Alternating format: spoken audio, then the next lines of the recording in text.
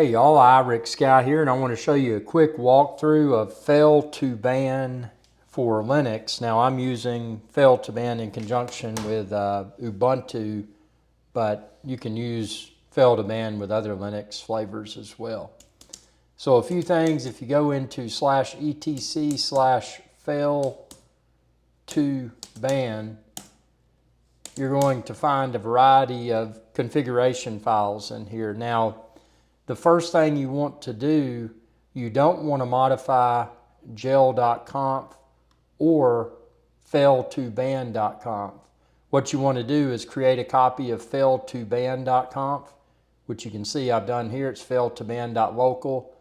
And then also create a copy of gel.conf, which you can see I've got here. It's gel.local.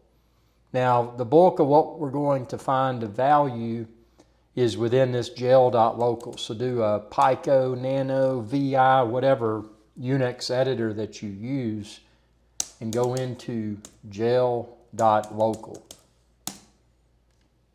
And you can see in here a few key things.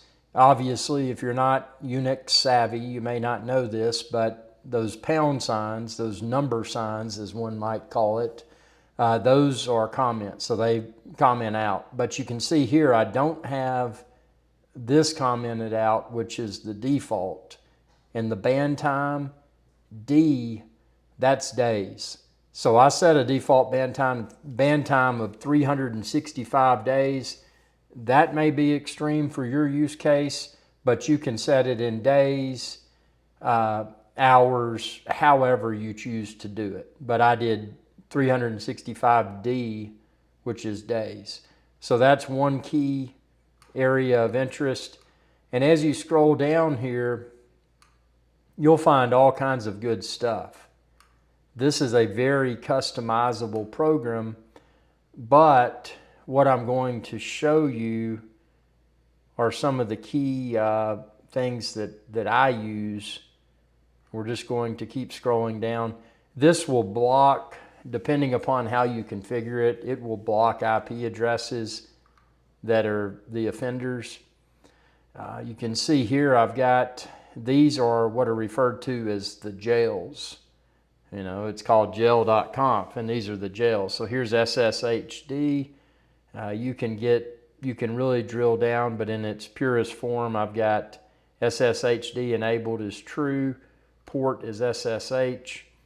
There's a variety of other, each one of these are considered a jail. So you can go through, and if you put where it says enabled equals true, that means it's enabled. So right now, Dropbear, SE Linux, I don't have those enabled.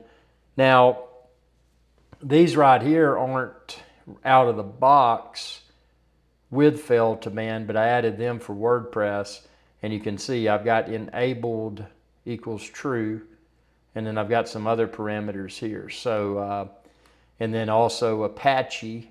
I use Apache web server. Y'all probably watching this like, man, we know what that guy runs on his Linux box.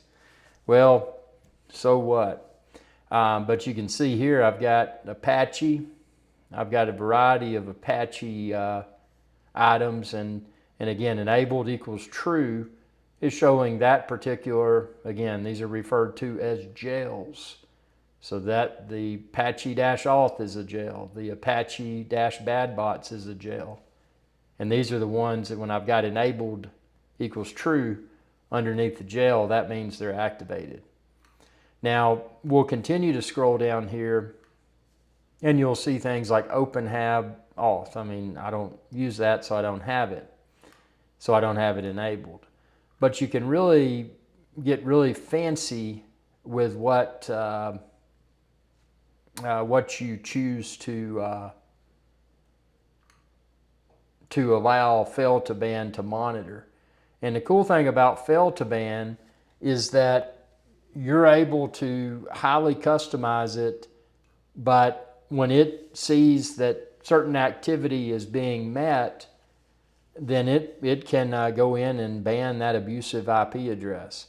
Now, the unfortunate part with the hacker community, there are a lot of what are referred to as proxies. So just because you ban one IP, that hacker may have a variety of different proxies and may appear to be coming from a variety of different geographies. Because with a proxy server, you could be from a different country, you could be from, I mean, it's depending upon how motivated they are.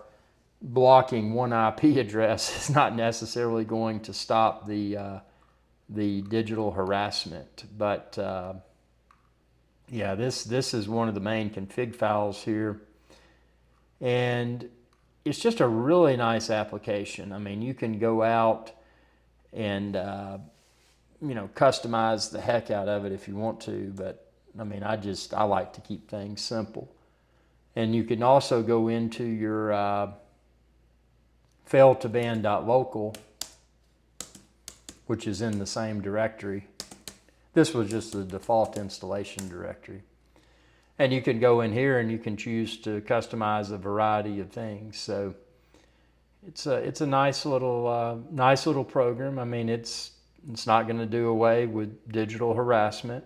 People coming and trying to abuse your servers. It's not going to do away with that, but it may help to lessen the threat. I mean, if you're blocking offending IP addresses, maybe they just give up. Maybe they don't. Maybe they keep coming back and they're using proxies and they're using all kinds of IP addresses. But I don't know. At least it can help. Now, ultimately, the best thing to do, and Fail2Ban is nice. I mean, being able to utilize IP tables to block IP addresses for a specified period of time, but nothing is going to trump a firewall. So ultimately, something you could do with Fail2Ban, you could look at, and I'm not going to show IP addresses. It's beyond the scope of this tutorial. But what you could do is audit after a day or a week or a month, whatever time period,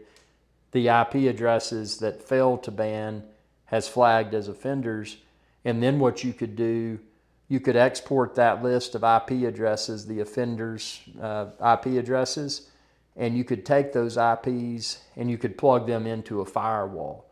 Because ultimately, if you've got IP addresses that are repeatedly trying to create a denial of service attack or do something else sketchy on your server, ultimately what you would probably want to do is put those IP addresses in a firewall.